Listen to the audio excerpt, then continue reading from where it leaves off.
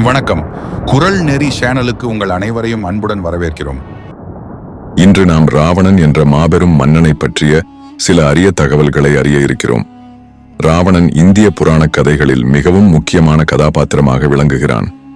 அவன் வாழ்க்கை ஆசை, அறிவு, பக்தி, ஆடம்பரம் மற்றும் அகம்பாவம் ஆகியவற்றுக்கு ஒரு அடையாளமாகும். ராவணனின் பிறப்பும் வளர்ப்பும்.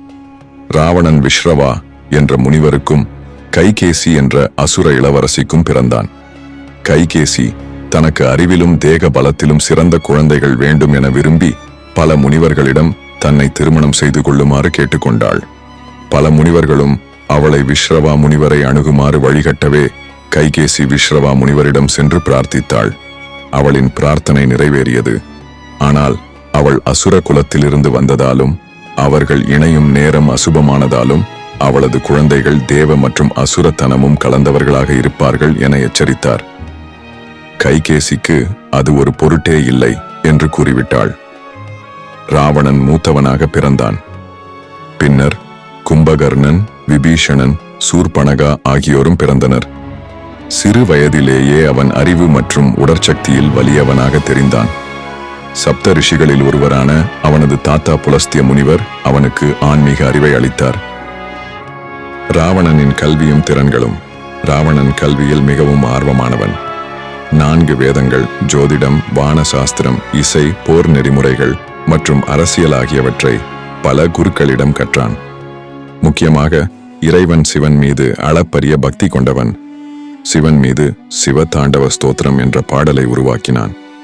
அவன் இயற்றிய பாடல் யுகங்கள் கழிந்தும் இன்றும் பாடப்படுகிறது. சிவனின் பக்தராக இருந்ததால் ராவணன் பல வரங்களை பெற்றான். அவன் தேவர்கள், அசுரர்கள் மற்றும் பிரேதங்களால் வீழ்த்தப்பட முடியாது என்ற வரத்தை பெற்றான். ஆனால் மனிதர்கள் இந்த வரத்தின் பாதுகாப்புக்கு வெளியே இருந்தனர். தவமும் வரங்களும். ராவணன் பல தவங்களை மேற்கொண்டான். ஒருமுறை அவன் தனது தவத்தின் போது பிரம்மாவை மகிழ்விக்க தனது தலையை வெட்டி சாய்த்தான். உடனே பிரம்மா அவன் தலையை மீண்டும் உருவாக்கினார். மறுபடியும் தலையை வெட்ட மீண்டும் உருவானது. இவ்வாறே 10 முறை நடக்க பிரம்மா ராவணன் முன் தோன்றி அவனுக்கு அருள் செய்து அவன் தலைகளை திரும்ப அளித்தார். பின்னர் அவன் வேண்டிய வரங்களையும் அளித்தார். அதன் பின் யாராலும் கொல்லப்பட முடியாதவனானான்.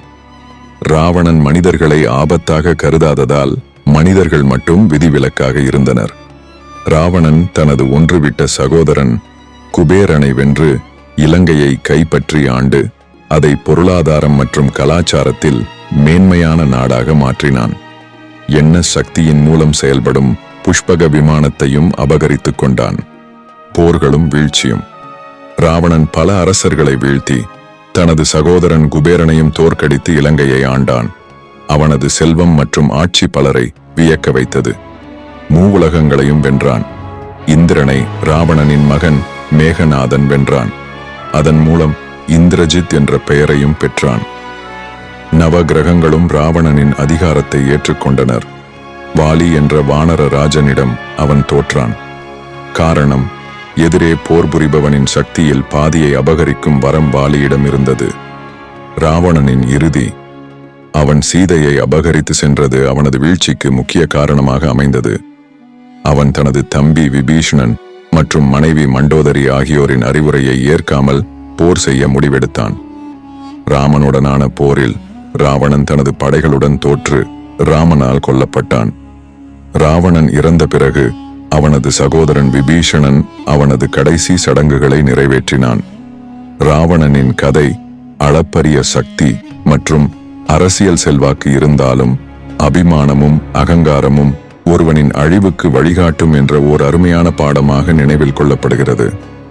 வேறு ஒரு சுவையான நிகழ்ச்சியுடன் மற்றும் ஒரு வீடியோவில் சந்திக்கும் வரை நன்றி கூறி விடைபெறுகிறோம். வணக்கம்.